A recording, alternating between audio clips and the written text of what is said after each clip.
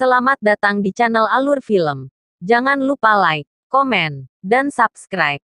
Zhao Xiaqiu menelan ramuan itu, dan darah hitam yang mengalir keluar dari telinga, hidung, dan mulutnya berangsur-angsur berubah menjadi merah. Su Baiyi menghela nafas lega, dan mengambil dua pedang patah Zhao Xiaqiu dari tanah. Meskipun kedua pedang itu hampir setengah patah, itu adalah tubuh pedang, tetapi sangat berat. Su Baiyi mengangkatnya dan seluruh tubuhnya bergoyang. Oh, mengapa pedang ini begitu berat?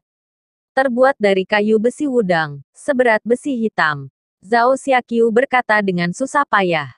Tuan, jangan bicara untuk saat ini. Su Baiyi menstabilkan tubuhnya dan mengarahkan pedang gandanya ke mereka berdua. Yang paling penting saat ini adalah mengalahkan mereka terlebih dahulu.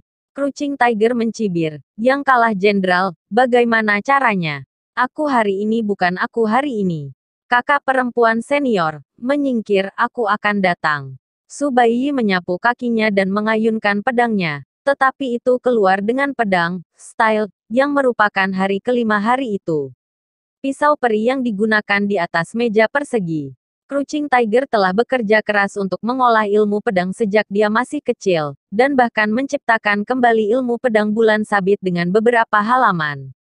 Setelah bolak-balik, dia sedikit terkejut di dalam hatinya. Itu karena ilmu pedang yang digunakan oleh Su Baiyi terlalu halus, dan itu juga merupakan ilmu pedang yang belum pernah dia lihat sebelumnya. Crouching Tiger berkata dengan sungguh-sungguh, dari mana kamu belajar ilmu pedang? Tian Xiao Yunjing, Master Sekte Feng Yuhan Feng. Su Baiyi berbalik dan mengayunkan pedangnya. Crouching Tiger mengangkat pedangnya dan mendorong Su Baiyi ke belakang. Ilmu pedang yang bagus, sayang sekali aku tidak punya cukup energi internal. Hati Su Baiyi mencicit, dan kemudian dia ingat bahwa kali ini berbeda dari hari sebelumnya. Dia berada di panggung Wufang. Sekarang, sebagian besar energi kemarahan Feng Yuhan di tubuh saya telah hilang, dan saya tidak lagi memiliki fisik seni bela diri. Tentu saja, saya tidak bisa mengerahkan kekuatan yang mengalahkan dua Tuan Deis Mansion hari itu. Pertempuran di antara mereka sudah di akhir permainan, dan keduanya bertarung bolak-balik puluhan kali dalam waktu singkat, tanpa pemenang. Wah, kemajuannya sangat cepat. Sayang sekali paman ini tidak punya waktu bersamamu hari ini, Wenxi. Teriak Crouching Tiger. Wenxi maju selangkah, dan Nangong Xier juga maju selangkah dan berhenti di depan Wenxi. Nona Nangong. Wenxi memegang payung hijau tua di atas kepalanya, dan berkata pelan, hati-hati ketika Anda menghalangi jalan saya. Kakak perempuan, orang ini sangat licik, dan saya tidak tahu apa yang tersembunyi di dalamnya. Payung di tangannya. Jika kamu memiliki senjata tersembunyi, jangan gegabah mengambil tindakan, Su Baiyi mengingatkan. Nangong Xier mengangguk, jangan khawatir, jika dia tidak melakukannya, aku tidak akan melakukannya. Di mana milikmu? Petik 2. Su Baiyi tertawa keras, tunggu sampai aku menyelesaikannya. Nangong Xier tersenyum sedikit, oke. 3 mil jauhnya, seorang pria mengenakan jubah hitam dengan rambut acak-acakan dan labu anggur yang tergantung di pinggangnya didorong ke depan oleh dua orang. Pria itu tampak tak berdaya. Menurut deskripsi Anda, mereka berdua setidaknya wakil presiden halaman keempat Sang Lin Tiangong. Jika saya bisa mengalahkan kursi kedua Lin Tiangong, saya tidak akan pergi ke Kastil Iblis. Petik 2. Dua orang di sebelahnya berpakaian seperti seorang sarjana dengan wajah pucat, dan yang lainnya mengenakan seragam resmi merah kekar. Itu adalah dua tumpukan gelap kota iblis yang melarikan diri dari penginapan Yuelai kemarin. Sarjana hantu, hakim darah. Sarjana hantu tersenyum sedih, Gutuer. Jangan berpura-pura. Siapa yang tidak tahu bahwa panahmu tidak terkalahkan? Jadi kamu menembakkan panah kedua orang itu dari kejauhan. Cocok dengan ilmu pedang Zhao Tuer. Jangan. Katakan wakil kursi Sang Lin Tiangong. Bahkan jika ada tuan tanah di kursi pertama, Xiao Sheng berpikir dia bisa memenangkannya. Hakim darah mengangguk, belum terlambat, sudah terlambat. Saya khawatir Bos Zhao tidak tahan sendirian. Pria itu menangis dan berkata, saya tidak bisa mengalahkannya. Tetapi dua orang di sekitarnya tidak memperhatikan apa yang dia katakan. Hakim darah hanya mengambil pria itu dan bergegas menuju Yuelain. Di Yue lain, Crouching Tiger perlahan kehilangan kekuatannya. Su Baiyi juga merasa bahwa ki sejati yang ditinggalkan Feng Yuhan di tubuhnya sedang digunakan dengan sangat cepat. Keduanya sangat ingin mengakhiri pertarungan. Beng, harimau! Crouching Tiger berteriak dengan marah. Kemejanya langsung hancur oleh ledakan ki yang sebenarnya, dan dia mengayunkan pedangnya secara horizontal ke Su Baiyi. Su Baiyi tersenyum sedikit dan menunggu Anda untuk mematahkan harimau. Dengan gelombang pedang ganda, dia tiba-tiba mengubah gayanya dan menggunakan teknik pedang. Crouching Tiger kaget, ada apa ini? Meskipun Su Baiyi telah berlatih ilmu pedang dengan Feng Yuhan sejak dia memasuki Tianxiao Yunjing, dia masih meluangkan waktu untuk membaca potongan-potongan ilmu pedang yang ditinggalkan Jimoh Waksue hari itu. Kultivasi, tapi setidaknya saya ingat gerakan pedang. Dan sekarang saya gunakan itu. Meskipun tidak ada dukungan untuk itu mungkin memiliki efek ajaib. Benar saja, Crouching Tiger tidak bisa menghadapinya untuk sementara waktu. Dan harimau yang jatuh itu berkibar di udara. Dan Su Baiyi menebas dadanya lagi dengan pedang. Berkat pedang pendeta Tao itu patah. Su Baiyi menarik pedangnya dan jatuh ke tanah. Mundur, Wensi mengeluarkan suara rendah, menunjuk jari kakinya. Dan melewati Nangong Sier, mengulurkan tangan dan meraih kemeja Crouching Tiger dan membawanya keluar pintu. Su Baiyi berbalik sambil tersenyum, lihat, kakak senior, aku bilang aku bisa mengatasinya. Sebelum dia bisa menyelesaikan kata-katanya, Nangong Sier sudah menyapu di depan Su Baiyi, dan dengan lambaian tangan Liang Ren, pedang, jarum perak jatuh ke tanah. Su Baiyi menghirup udara dingin, kelembutan ini. Caranya benar-benar kejam. Lihatlah bagaimana keadaan Dao Chang Zhao. Nangong Sier menarik pedangnya dan membungkuk untuk melihat Zhao Xiaqiu. Zhao Xiaqiu tersenyum. Dengan senyum sedih, terima kasih banyak. Daois sangat sopan. Su Baiyi membantu Zhao Xiaqiu berdiri, apakah ada orang di sekitar yang dapat membantu saya? Jika tidak dengan cederanya Taois, saya khawatir saya tidak akan dapat kembali ke Kastil Iblis. Kamu sudah cukup. Zhao Xiaqiu menggelengkan kepalanya. Su Baiyi dan Nangong Sier saling memandang, dan akhirnya Su Baiyi menggelengkan kepalanya tanpa daya. Taois, kami benar-benar tidak ingin pergi ke kota iblis. Ayo pergi ke kota terdekat untuk menemukan penginapan untukmu. Untuk menetap, Anda memiliki istirahat yang baik. Kakak senior dan saya akan kembali. Jika kita memiliki nasib di masa depan, maka kita akan bertemu lagi. Bagaimana dengan itu? Petik 2. Tidak. Sebuah suara terdengar dari luar penginapan. Begitu Su Baiyi mendongak, dia melihat Hakim Darah dan Sarjana Hantu mendorong seorang pria berpakaian hitam masuk. Suara itu setebal bel, dan itulah yang dikatakan Hakim Darah. Nangong Sier segera menghunus pedangnya. Kamu tidak bisa menghentikan kami. Pria berbaju hitam itu menoleh dan melihat sekeliling, di mana kedua tuan itu. Zhao Xiaqiu memandang pria berbaju hitam itu dengan heran. Mengapa?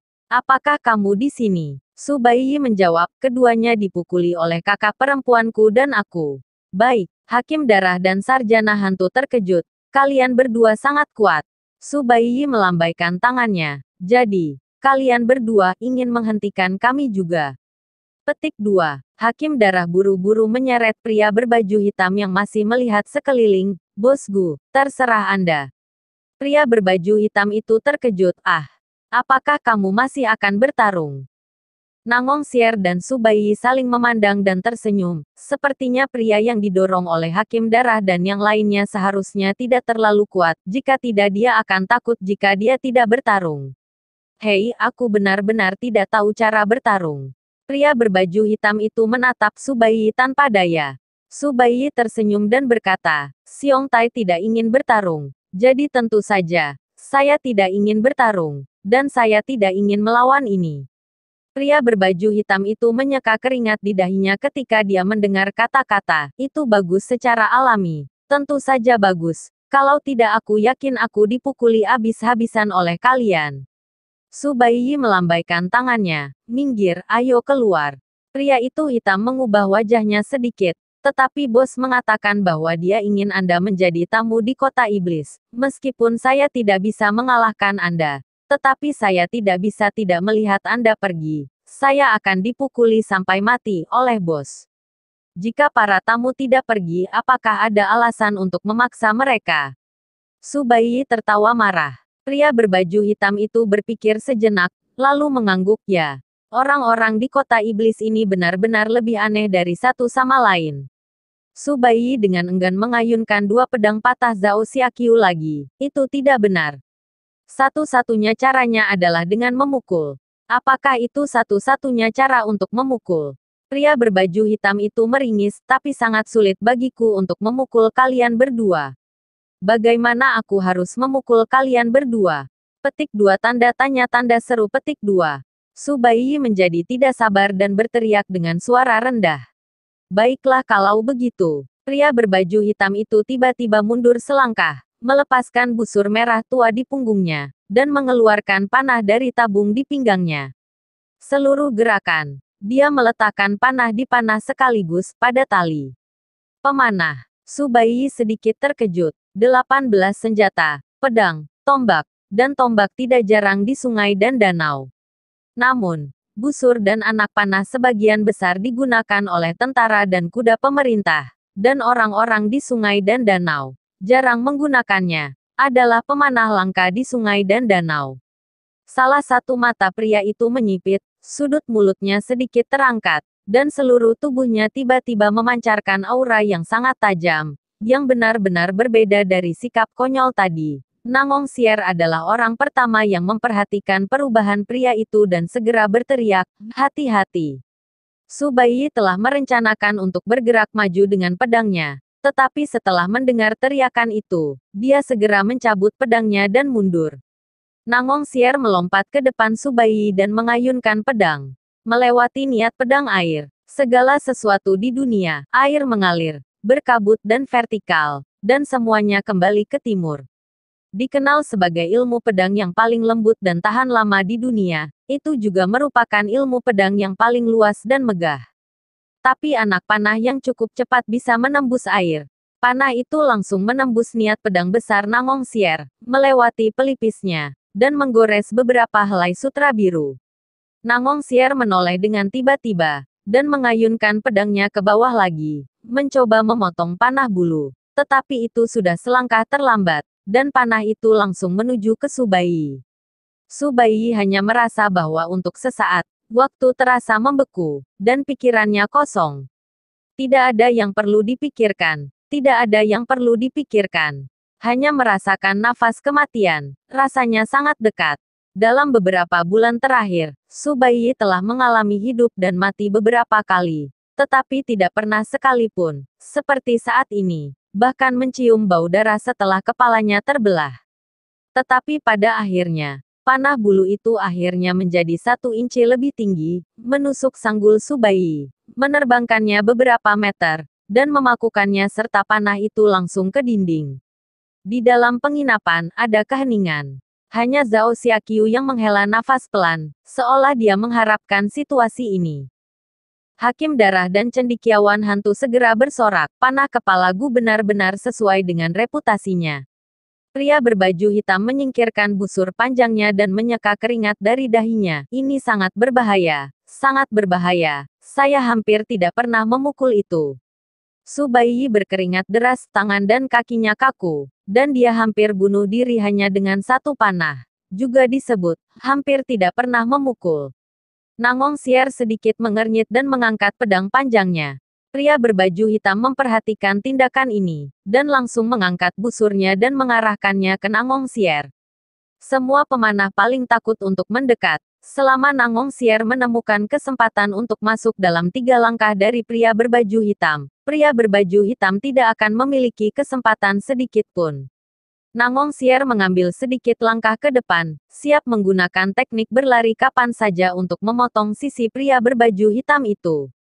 Gadis, pria berbaju hitam berkata dengan sungguh-sungguh, tidak seperti ini. Su Baiyi menarik panah dari atas kepalanya, berjalan ke sisi Nangong Sier, dan menekan pedang Liang Ren. Saudara ini berkata itu. Benar, bukan seperti itu.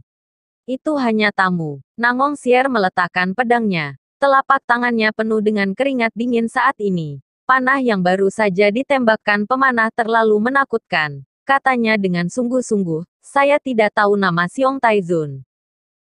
Pria berpakaian hitam itu meletakkan busur dan anak panahnya, kota iblis, Guye. Tentu saja, Nangong Sier berkata perlahan. Pernah pemanah pertama di bawah Raja Loyang. Dia terbunuh dengan satu panah. Pangeran Loyang meninggal dan melarikan diri kemana-mana. Dia menghilang selama bertahun-tahun. Beberapa orang mengatakan bahwa kamu mati, dan beberapa orang mengatakan bahwa kamu dibuang ke kota iblis. Loyang tahu bahwa saya di kota iblis. Guye tersenyum. Meskipun saya seorang seniman bela diri, Ping Ping pasti tidak dapat mengalahkan begitu banyak master di bawah Raja Loyang. Tapi saya memiliki perlindungan dari penguasa kota, dan dia tidak akan berani memprovokasi saya. Tapi apa yang saya dengar adalah bahwa 13 anak panah Anda membunuh 13 orang di atas permukaan air musim gugur.